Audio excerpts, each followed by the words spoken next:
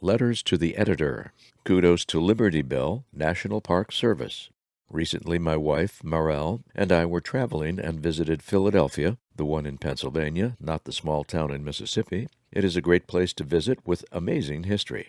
While doing all the touristy things, we visited the hall where the Liberty Bell is located. This site is part of the National Park Service. Experiencing the Liberty Bell has been number one on my wish list for some time. As it is in many other places these days, we had to go through security. Once I was cleared for entry and extended my white cane, one of the rangers approached me and offered me the exhibit information in Braille. I politely declined and responded that my wife would read it all to me and that doing it that way would be faster. However, this offer still impressed me greatly because it was the first national park site at which I had been offered anything in Braille. We looked at some of the introductory information, and as we walked toward the bell, another ranger came up and asked, "Would you like to touch the bell?" She told us that they have a program that offers the visually impaired a chance to, quote, see, unquote, the bell with their fingers. "Of course I would like to touch the bell," I replied. I'm sure my face lit up as I said that. The lady then gave me a pair of white gloves to wear and led me through the crowd to another ranger next to the ropes, who led me to the bell and guided my hand to the giant crack and explained how they had tried to patch it by first drilling small holes at the end of the splintering cracks.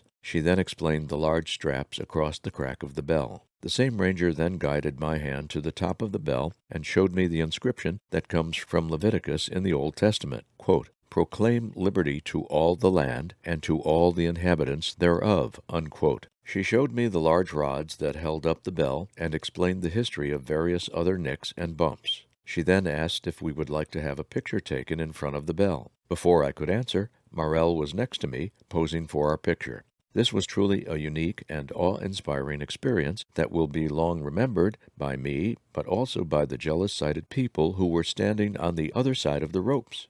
It is unfortunate that more of the national park historical sites do not offer their information in Braille and, when possible, to see different artifacts through touch. Sure, those of us with some sight have goggles and glasses to help bring items into view so that we can get a better idea of what is in front of us, but there is nothing quite like touching those items. Gary Scholerman, Breaux Bridge, Louisiana, Mississippi Regional Group.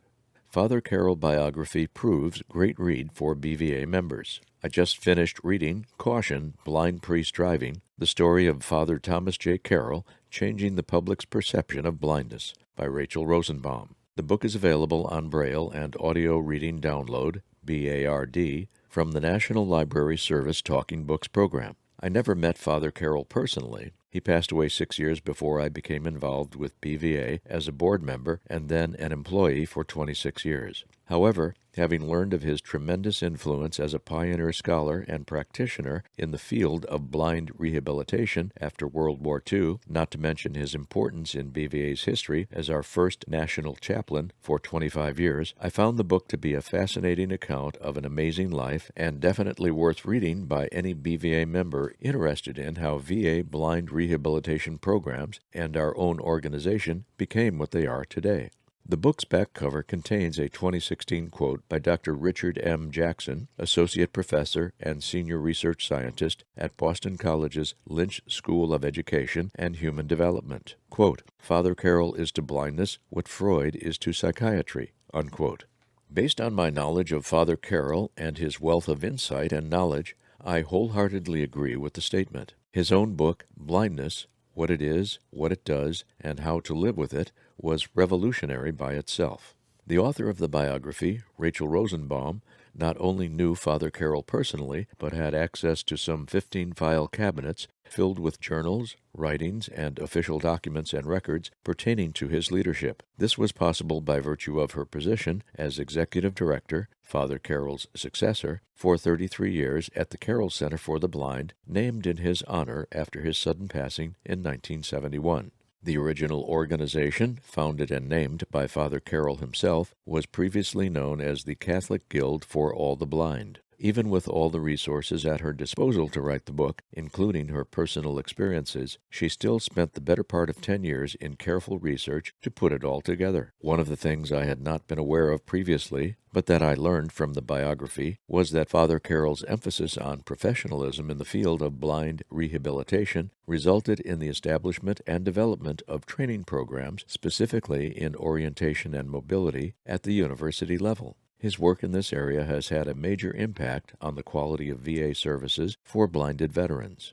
The humorous title of the book, ironically, hits close to home. It is taken from a joke played on Father Carroll by some blinded veterans at Avon Old Farms sometime during 1944 through 46 timeframe. Knowing that he would be traveling to and from Boston weekly, the veterans arranged to have the warning, "Caution, blind priest driving," attached to the rear bumper of his car. Thomas H. Miller, Mid-Atlantic Regional Group, former national president, 1983 through 84, former BVA employee, 1986 through 2012.